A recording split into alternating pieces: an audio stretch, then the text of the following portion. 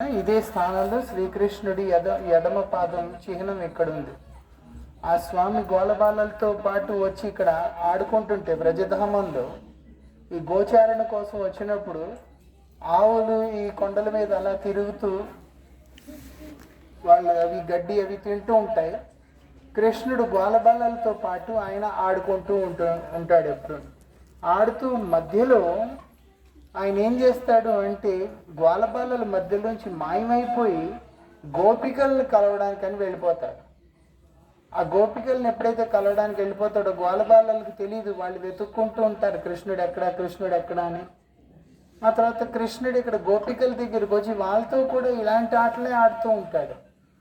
ఒకసారి వెళ్ళి నీళ్ళలోకి లోపలికి వెళ్ళి దాక్కుని పోతాడు. ఆయన నీళ్ళ లోపలికి వెళ్ళి దాక్కుని పోతే వాళ్ళకి తెలియదు ఎక్కడా అని వెతుకుతూనే ఉంటారు. అలా వెతుకుతూనే ఉంటారు వాళ్ళు. ఆ తర్వాత ఆయన అక్కడి నుంచి మాయమైపోయి అక్కడి నుంచి వచ్చేసి, ఎందుకంటే గోపికలకు ముందు చెప్తాడు మీరందరూ కళ్ళు మూసుకోండి అని. కళ్ళు మూసుకోగానే ఆయన అక్కడి నుంచి మాయమైపోతారు, పారిపోతారు. అలా పారిపోయి ఆయన ఈ కొండ మీదే వచ్చి ఇక్కడ ఈ దిట్టమైన చెట్ల మధ్యలోకి వెళ్ళిపోయి ఆయన అక్కడ దాక్కుంటూ పోయాడు.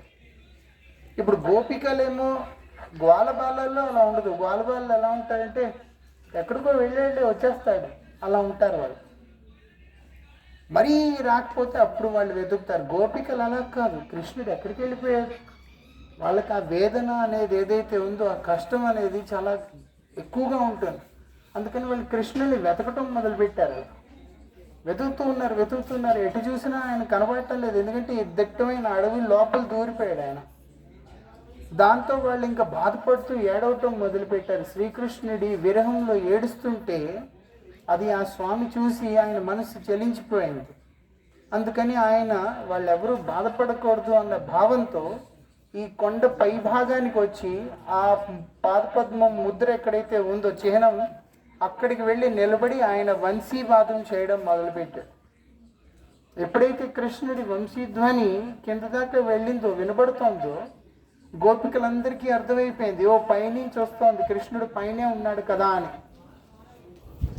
కానీ ఎంత ప్రేమగా ఆ స్వామి ఆ వంశీధ్వని చేస్తున్నారు అంటే అది వింటూ వాళ్ళందరూ ముగ్ధులైపోయారు. ఈ కొండ కూడా ముగ్ధులైపోయింది, కొండ కూడా అలా అయిపోయింది. దానివల్ల భగవంతుడి పాదపద్మ చిహ్నం ఏదైతే ఉందో అదే ఆ శిల పైన అలా అంకితం అయిపోయింది.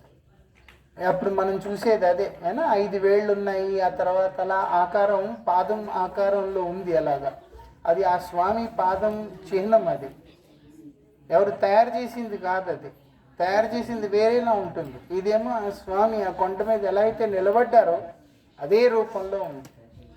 ఆ తర్వాత కృష్ణుడిని వెతుకుతూ వచ్చిన గోపికలు ఎప్పుడైతే ఆ వంశీధ్వని విన్నారో వాళ్ళందరూ కూడా ఎక్కడైతే నిలబడున్నారో అక్కడే ఆ రాళ్ళు ఏవైతే ఉన్నాయో అవన్నీ కరిగిపోయాయి. దాంతో వాళ్ళందరి పాదపద్మ చిహ్నాలు కూడా ఈ కొండ మీద వేరు ప్రదేశాల్లో అవి కూడా ఏర్పడిపోయాయి. అంతేకాకుండా ఆవులు, ఆ ఆవు దూడలు ఏవైతే ఉన్నాయో వాళ్ళ కూరని ఏమంటారు తెలుగులో? గోరా. ఆవు పాదాలు ఉన్నాయి కదా, గిట్టలు. ఆ గిట్టలు కూడా అక్కడ అలాగా అంకితం అయిపోయి ఉన్నాయి. ఇవన్నీ ఇప్పుడు ముళ్ళు, చెట్లు, చేమలు, రాళ్ళు, రప్పలు ఉండటం వల్ల మనం వెతుక్కుంటే కనుక ఇది ఎలా ఉందో అలాగే కొండంతా మనకు కనబడతాయి. పూర్తి కొండంతా కరిగిపోయింది ఒక రకంగా, అయినా అందుకని ఈ స్థానాన్ని చరణ్ పహాడి అంటారు. ఈ కొండ ఏదైతే ఉందో దాని మీద కృష్ణుడి పాదం అంకితమైంది కాబట్టి ఇది చరణ్ పహాడి. ఆ తర్వాత కృష్ణుడు ఎక్కడైతే ఏ సరోవరంలో అయితే కృష్ణుడు ఈ అదేంటి దాగుడు మూతలు ఆడుతూ ఉన్నాడో దాన్నేమో లుక్ కుండ్ అంటారు. అది ఇక్కడి నుంచి కొంచెం దూరంగా ఒకప్పుడు ఉండేది, ఇప్పుడు ఇంకా లేదు. లుక్ కుండ్ అంటారు దాన్ని. అక్కడ ఆయన దాగుడు మూతలు ఆడేవాడు. ఏ కొండలో అయితే ఆయన దిట్టమైన అడవిలో ఆయన వెళ్ళి దాక్కుని పోయాడో దాన్ని లుక్ కందరా అంటారు. అయినా అలా కృష్ణుడి లీలలు జరిగే. గోపికలు కృష్ణుడి కోసం విలపిస్తూ ఎక్కడైతే కూర్చుని ఏడుస్తూ ఉన్నారో అక్కడున్న ఆ స్థానాన్ని ధ్యాన కుండ్ అని అంటారు. మొత్తానికి ఇవన్నీ ఈ కొండకి ఎందు ఉన్న ప్రదేశం మధ్యలో జరిగినవి ఇవన్నీ. ముఖ్యమైన వస్తువు మనం దర్శించుకోవాల్సింది ఏంటంటే స్వామి పాదం. ఆ స్వామి పాదం అభయ పాదం. ఎప్పుడైతే మనం ఆ స్వామి పాదాన్ని ఆశ్రయిస్తామో అన్ని రకాల భయాల నుంచి ముక్తులం అయిపోయి ఆ స్వామి పాదాల చెంతకి చేరుకుంటాం. అప్పుడు మన జన్మ తరిస్తుంది. ఇప్పుడు మనం భోజన థాలీకి వెళ్తాం. బృందావన విహారీ లాల్ కీ జై.